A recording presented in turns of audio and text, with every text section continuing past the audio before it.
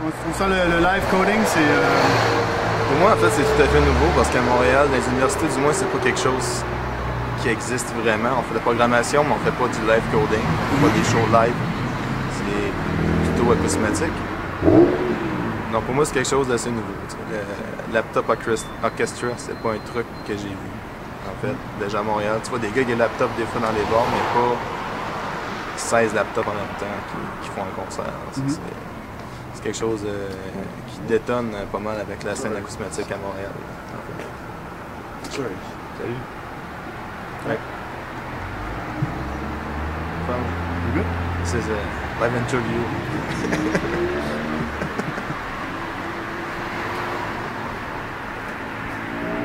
C'est du live pas mal. Box pop. Puis t'as pas de... Est-ce qu'il y a connaissance de ça dans les écoles à Montréal? Ou... Oui, c'est pas qu'on sait pas que ça existe, c'est juste que c'est pas en pratique, je trouve. Puis je trouve que ça manque. Il y a un peu une espèce d'unilatéralité sur l'acousmatique dans la pratique. Puis de ce que je vois ici, en fait, je trouve que ça manque. Puis tu vois, en même temps, je parlais avec les gens, les étudiants d'ici tantôt, puis ils étaient comme émerveillés de l'acousmatique parce qu'ils en font pas ici non plus. Donc je pense qu'il y a un partage à faire qui devrait être... qui devrait pas être une limite ou une... comme tu passes à frontière en Ontario, puis tu es rendu dans le live, puis tu passes à frontière du Québec, tu es rendu dans l'acousmatique, ça devrait être un partage. Mais présentement, j'ai pas l'impression que c'est ça. Je trouve ça dommage.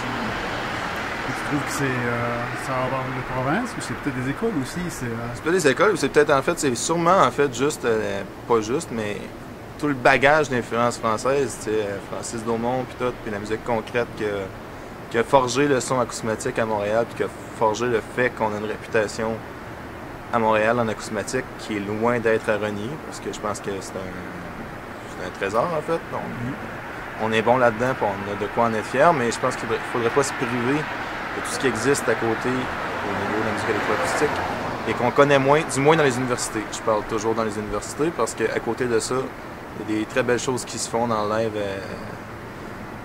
qui sont juste pas exploitées dans les universités ou dans les conservatoires ou beaucoup moins. L'improvisation de façon générale, moi je trouve aussi que c'est un truc qui manque dans l'apprentissage instrumental. C'est pas quelque chose qui, je veux dire, des musiciens classiques qui tentent de faire l'improvisation, il n'y a pas de formation pour ça. C'est pas courant dans les écoles qu'on va apprendre à faire de l'improvisation. Non, t'as des workshops, t'as des trucs comme ça, mais t'as pas de cours vraiment dédiés à ça. Voilà. Puis en même temps, mais c'est un peu l'improvisation, ça reste paradoxal à ce niveau-là parce que c'est un peu un... Comment je dirais, c'est... Tu mets au profit tout ce que tu as appris dans tes cours, puis dans ta vie, dans tes expériences, dans l'improvisation. Fait que d'enseigner l'improvisation, je trouve que c'est un peu contradictoire aussi en même temps. À mon sens. J'ai peut-être pas tout à fait raison là-dessus, mais il me semble que ton improvisation doit revenir de toi et non d'un cours. Sauf que c'est sûr que ce que toi tu donnes vient soit d'un cours, soit de n'importe quelle autre forme d'apprentissage. Je reviens en rond longtemps là-dessus, mais c'est vrai qu'il y aurait peut-être moyen de mettre une place un peu plus stable un peu plus solide dans les universités ou dans les milieux d'apprentissage sur l'improvisation, que ce soit électroacoustique ou instrumental, ça c'est un fait. Ce qui est intéressant, que j'étais assis à côté de David pendant la performance, puis ils envoient des messages. Au fait, lui, il a comme dirigé l'ensemble sans explicitement leur donner des consignes.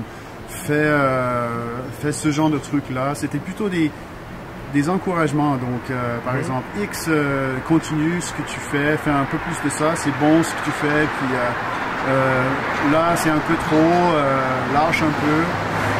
Donc, au fait, il faisait un apprentissage en live, mettons, au fait, des conseils plus qu'un apprentissage sur l'improvisation. Ça, je trouvais ça intéressant. Donc, je pense qu'il y a quand même une façon de faire ça sans encadrer l'improvisation en soi.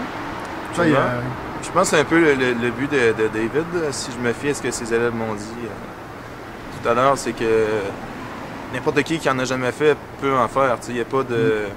de restrictions académiques, tu as besoin d'un cours solfège 3 ou je sais pas quoi. Ouais.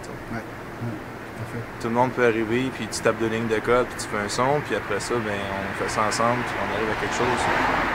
Fait que oui, puis les gestes de David aussi, quand il en faisait, parce qu'il y a une pièce, c'était juste du live chat.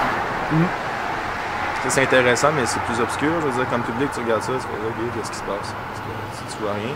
Mais dans la dernière pièce, avec les claps, le mouvement était très morphologique. Là. On va chercher une énergie avec ces mouvements. OK, ça, c'était très chef d'orchestre. Puis ça se rapprochait beaucoup, en fait, de la musique instrumentale. Ce qui est très rare dans l'électroacoustique. Oui, je pense qu'ils ont un bon filon. Diriger l'ensemble, oui. Diriger l'ensemble. Oui. Oui. Ouais. Merci, puis on est content de t'avoir ici à Hamilton. Ben, merci à vous de m'accueillir à Hamilton et d'accueillir tous les autres du JTV dans toutes les villes. C'est vraiment quelque chose de très cool.